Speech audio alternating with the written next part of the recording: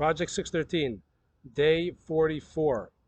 Why do we have two challahs on Shabbat?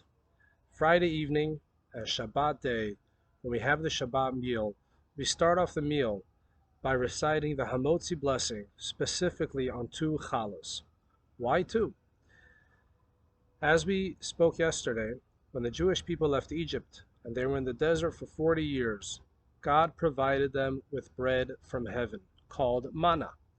The way this manna worked was that they received a specific portion of manna every single day, and they were not allowed to keep any leftovers for tomorrow, which means they all went to sleep without having food for the next morning.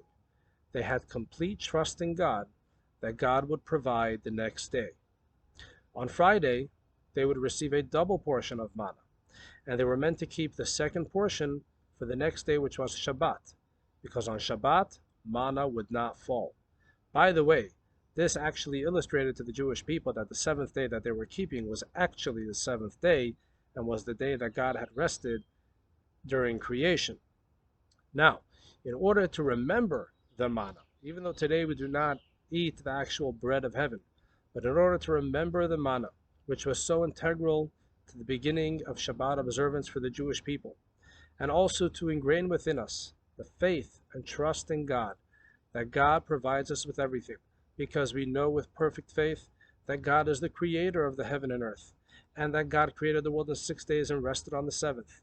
In order to remember all that, in order to ingest it and digest the idea, we have two challahs on Friday evening at Shabbat dinner and Saturday during the day at Shabbat lunch.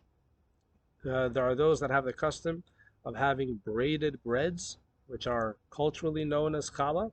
However, that's not necessary.